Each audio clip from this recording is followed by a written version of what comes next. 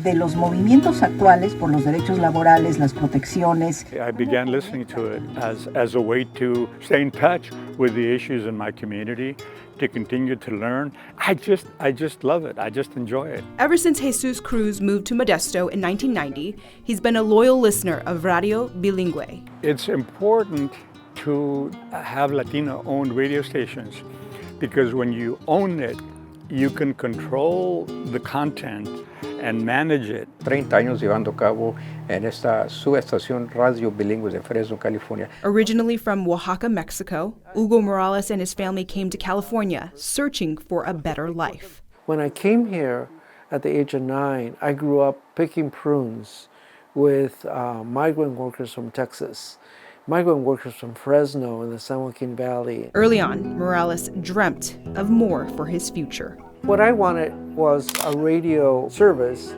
that gave the microphone to the listeners, to the common people, to the Latino community. Morales, a proud Mixteco indigenous Mexican coming from a lineage of farm workers, wanted to be a trusted voice of the diverse community. Commercial Spanish language radio does not provide the platform for the voices of the Latino people.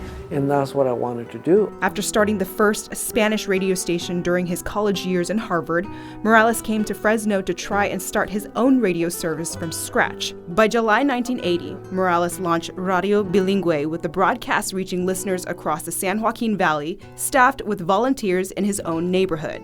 Airing in Spanish, English, and several indigenous languages, it is one of the first Latino-controlled FM radio stations in the country. We train workers, women and men, and youth to come in and get training and be on the air. We literally give the microphone to youth, to women, indigenous people, to farm workers. No matter the success, Morales says he wants his radio station to remain in the neighborhood for the people he represents.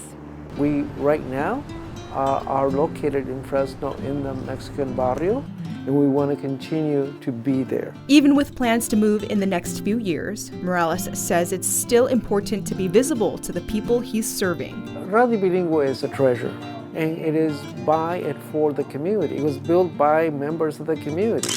It was led by indigenous people, me, right? I'm indígena from Oaxaca, Mixteco. It is the labor of immigrants that build it, and it is the contributions of listeners, workers that contribute to it. Conectar visualmente y también a través de estas historias.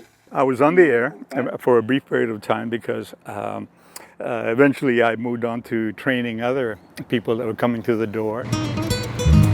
An early employee of Radio Bilingüe and now a longtime listener, Cruz reflects back on how important this programming was for his family. But they listened to Radio Bilingüe while working in the fields, while picking tomatoes or picking grapes or picking oranges. You know, that's how we made our living at that time. More than 4 decades after its first broadcast, Radio Bilingüe owns and operates 26 stations in California and other states in the Southwest, with an additional 75 affiliates nationwide. Topics currently airing include Spanish news, health, immigration, and racial justice. Giving the opportunity to young people to listen and hear those voices that are on the air and say, one day I can be that. In Fresno, Jeannie Nguyen, ABC 10.